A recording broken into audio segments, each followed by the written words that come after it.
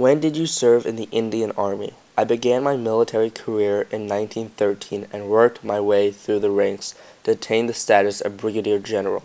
As a Brigadier General, I was given a huge amount of honor and responsibility, as I was in control of 20,000 Indian troops.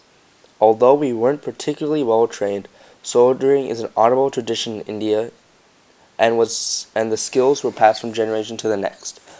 In addition, soldiering was viewed as a necessity for Indian men who wanted to gain the respect of their families. How did the British treat Indian soldiers? The British generally treated Indian soldiers with respect. Indian commissioned officers held the same rights as British commissioned officers. However, Indian officers only had control over Indian troops. One must remember that the British had to treat Indians with respect out of fear of massive rebellion. In addition, Britain never forced troops to fight in any of the world wars. In World War I, 1.7 million Indian troops volunteered to fight for the British military, and in World War II, 2.5 million Indians volunteered to serve. What years did you fight in the conflict against the Axis? Many Indians began to fight when the British declared war in 1939. However, my unit began fighting in 1943, and my unit and I served until the capitulation of Japan in 1945. What were the goals of the Indian troops in World War II?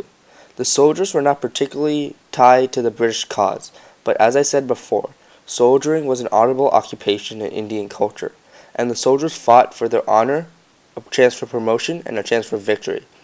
Indian troops also saw the barbarous cruelty of Japanese troops against civilians and armed forces of China, Burma, other Indo-Chinese troops, and American troops that were captured in Philippines, and wanted to fight against the Japanese malevolence. Did you experience racism from the British, French, Australian, or American or other Allied troops?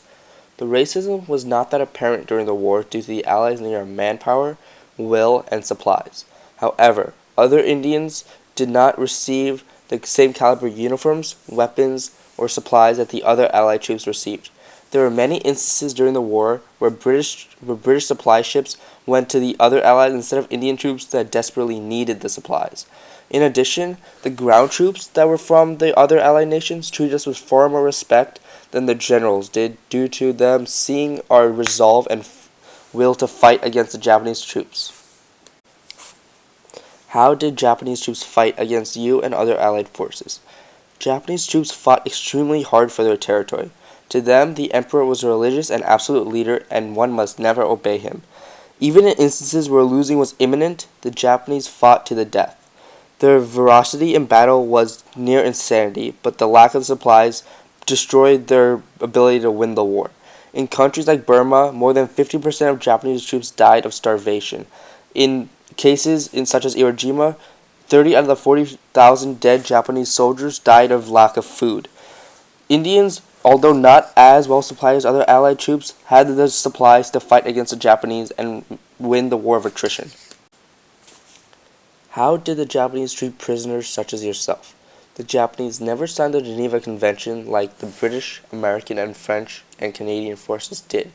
The reason for this is they thought of other races as less than humane.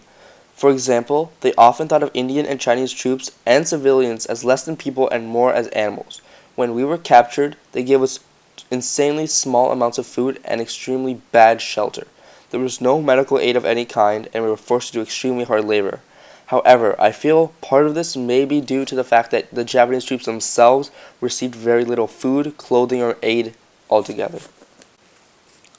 How did Japanese troops treat you after the war ended? After their surrender, Japanese troops were solemn, sad, angry, and frustrated, and were extremely embarrassed that they lost to multiple races they believed to be less than human and more like animals.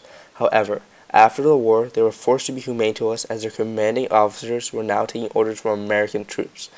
American troops were extremely gracious in taking care of us, our health needs, and giving us transport back to the Indian subcontinent.